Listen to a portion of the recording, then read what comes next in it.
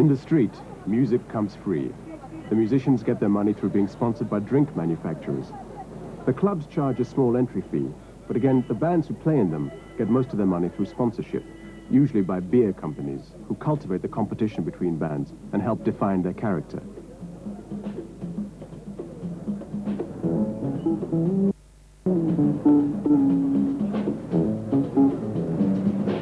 Early Saturday evening, and shock stars play the warm-up at Madison Square, a lament for a lover who has gone off to live in Europe.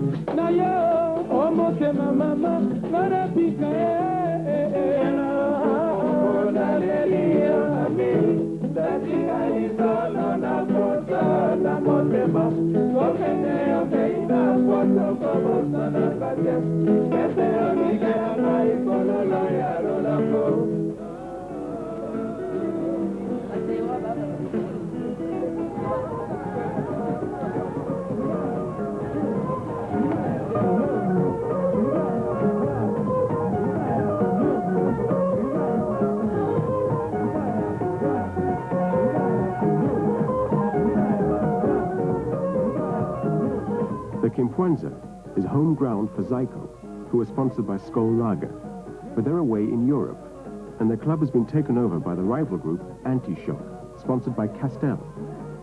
The song is about the problems of going bald.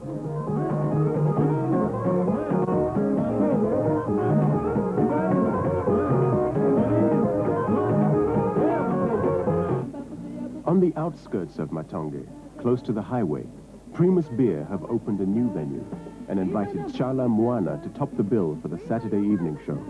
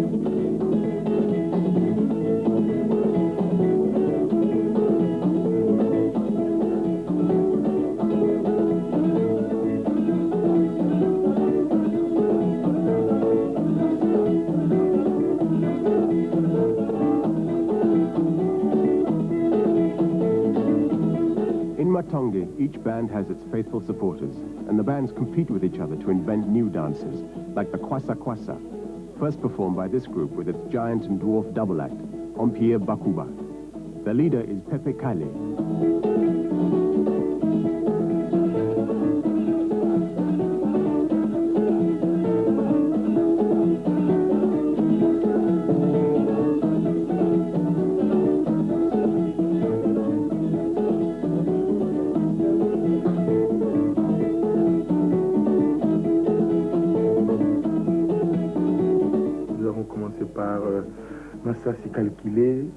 Massage calculé. Bon, il y a eu sous-marin, onagé. C'est avec le main, on danse avec les mains comme à la nage. Et après, il y a eu Kwasa Kwasa que vous connaissez. Kwasa Kwasa. Et maintenant, il y a une autre version que nous sommes en train de danser dans l'orchestre. Ah, mama mandae kumbanga na poto.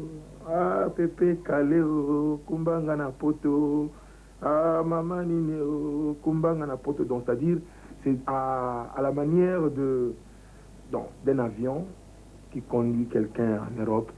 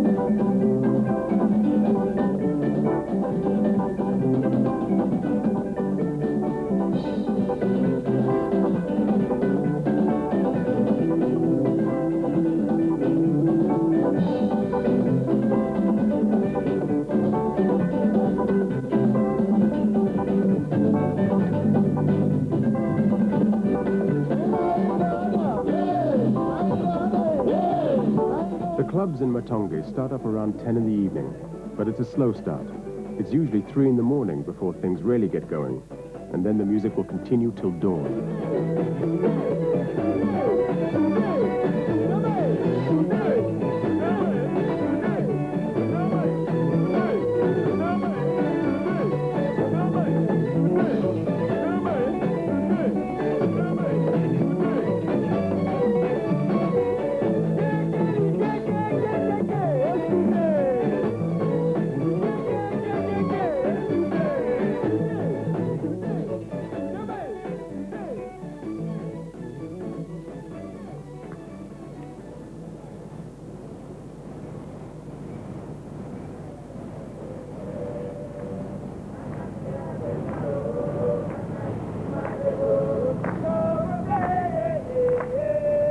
In Zaire today, the traditional African praise song has taken on a new form, the so-called political animation.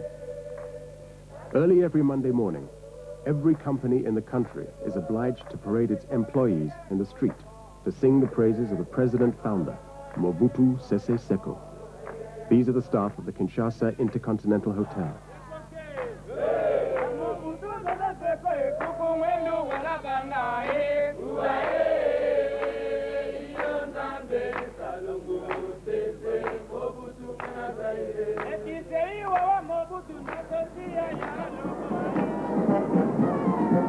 Zaire is not a democratic country. It has a single political party, the Mouvement Populaire de la Révolution. As chief of the MPR, Mobutu has unquestioned power, which he has enjoyed since his army coup in 1965, 5 years after independence.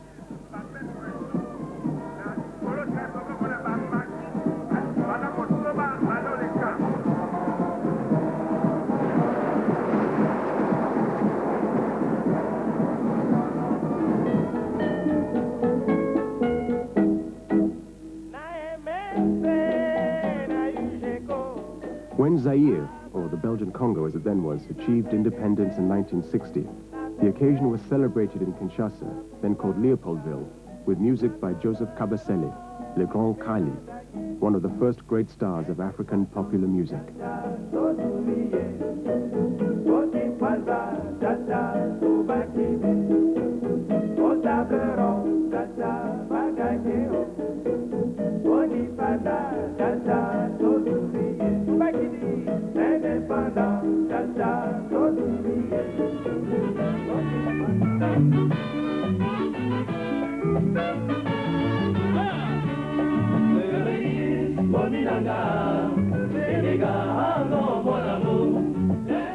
Kabasele's music had grown out of Caribbean, mainly Cuban music, which had been imported in the 40s and 50s and transformed into the African rumba by railway construction workers. Since Cuban music had been based on the music of slaves from the Congo and Angola, this was African music coming home again, with a little Latin flavor added.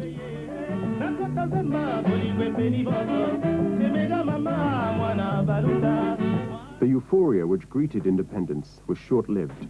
The Belgians had done little to prepare the Congolese for self-rule, and within days, the country was in chaos. Belgian paratroops are still in Leopoldville, trying to protect their own people against the bitter hostility of the Congolese, who have one slogan: there will be no peace until the Belgians have gone.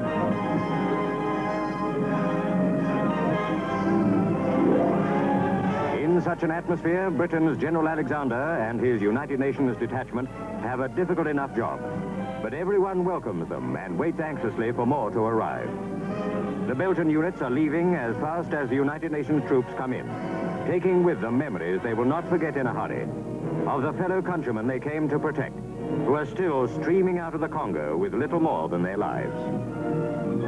Whether the blame lies with African recklessness or with Belgian folly or both, the sooner the United Nations is in control, the better for the Congo and the world.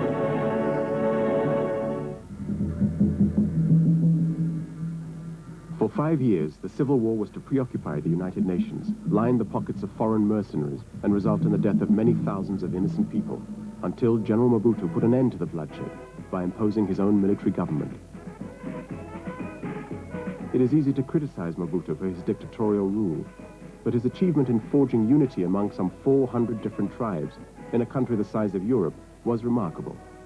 The army and the secret police were the basis of his power, but the key to his success was cultural, not military.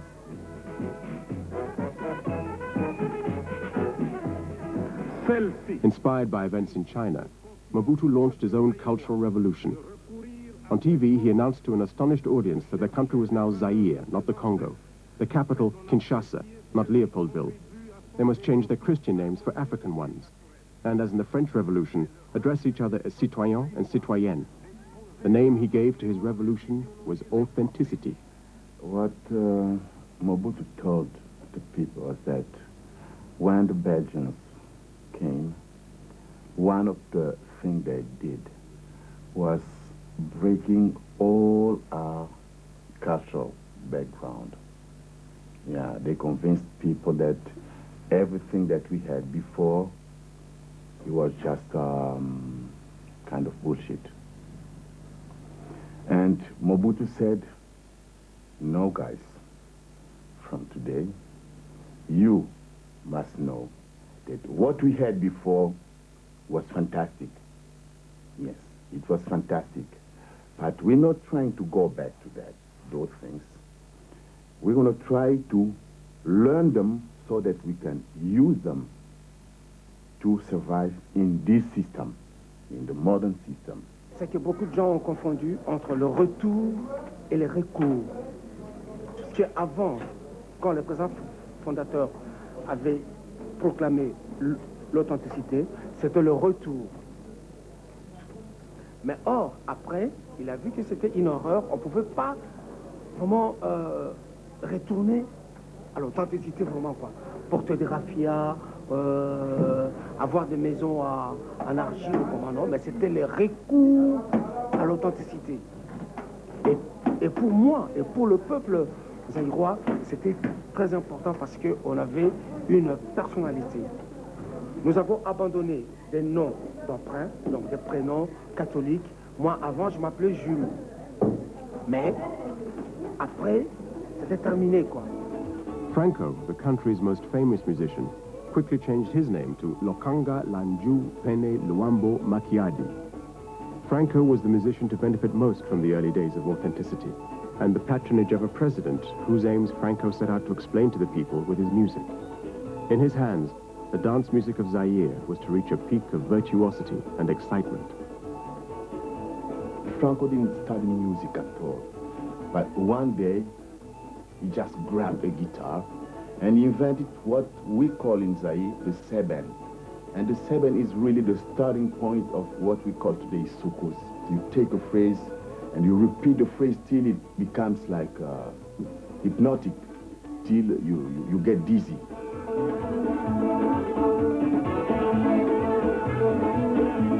Moi, je vois que la musique africaine est plus mieux que la musique européenne. Oui, je m'explique. La musique européenne, c'est quoi? C'est... Vous commencez à chanter, Vous rentrez dans le refrain, terminé. C'est fini. Parfois, il y a 2 temps. Mais nous faisons parfois 3, 4, 5 temps.